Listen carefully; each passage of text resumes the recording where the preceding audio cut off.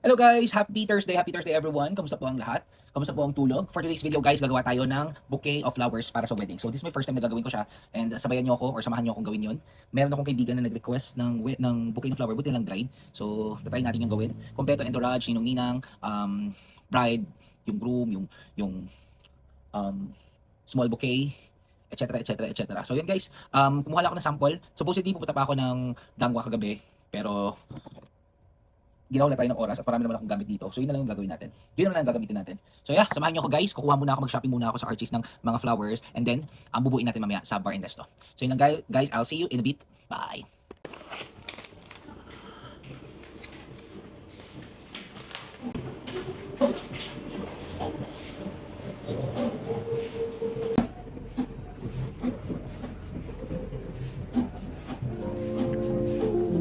So guys, ito yung mga kailangan natin gawin.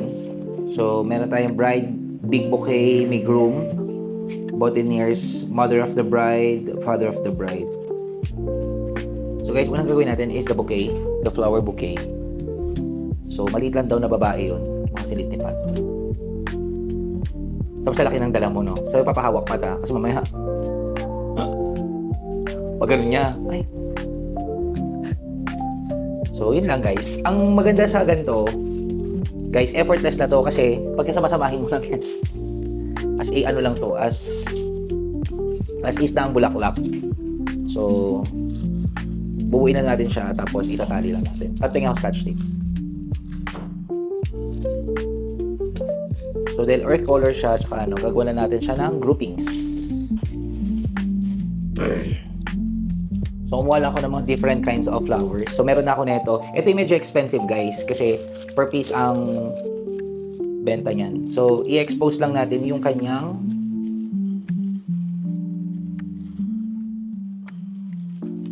so, since blue siya, siguro lagyan na natin siya sa gitna para meron na siya element of blue. Tapos, saka natin i-in the round yung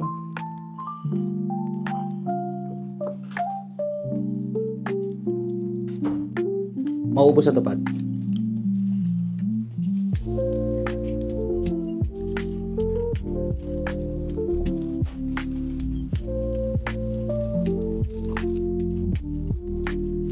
There. So, okay na yun guys. As a bouquet. See? Lagyan natin siya ng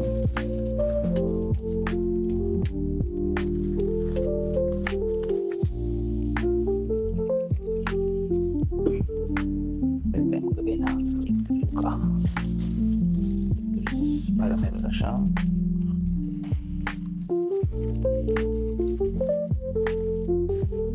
there guys. So this is the bouquet. Ayan. So may blue. Siya lang yung may blue. Dahil ano tayo ngayon. Tapos lalagyan natin siya ng tape. Tape nyo lang.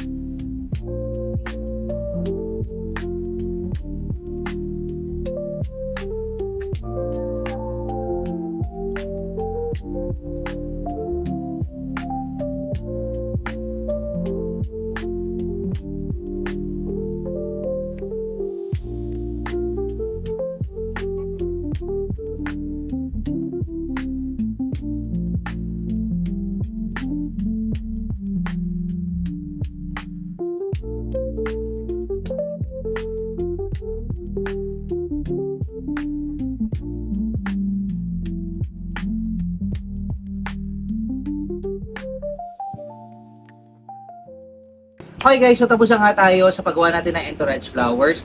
So as you can see guys, gumamit tayo ng mga nagamit na ng mga dried flowers. So kinreate ko lang siya ulit. So meaning to say, pwede natin gamitin yung mga dati nating mga dried flowers and to create another flowers ulit for entourage. So again guys, nakagawa tayo ng bouquet for the nakagawa tayo ng bouquet for the bride. Is the bouquet for the bride guys. Super mukha na siyang expensive. Pero ang mamahalin dyan guys, itong mga details na to. So gumamit lang ako ng burlap and that's it. Kinrate lang natin siya for a small girl o sa small na bride. Tapos ito kapartner niya is the groom. So pairing siya guys, as you can see, very aesthetic. Minimal lang siya, accent puff ng color lang ng blue. So ito yung for the bride and the groom. And also we have the father of the groom and father of the bride. So very simple lang guys kasi kailangan lang naman natin na maliit para dito.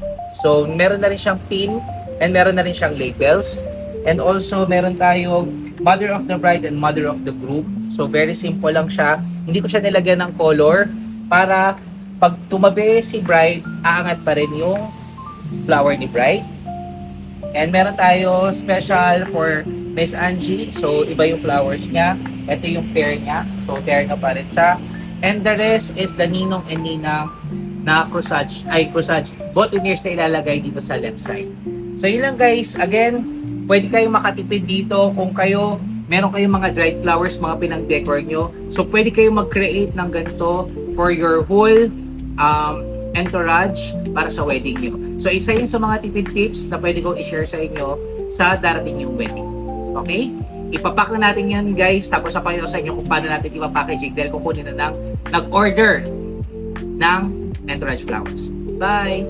Okay guys, so ready na nga yung mga i-deliver na mga dried flowers. So make sure lang guys sa pag kunyari mag-deliver kayo ng ganito or kukunin siya para hindi na siya ma-misarrange, kailangan meron siyang lock para kahit mauga-uga o titignan sa silipin, intact pa rin siya. So mas madali siya i-handle. So kahit magganyan-ganyan siya, hindi siya mahuhulog. Yun lang guys. Yeah.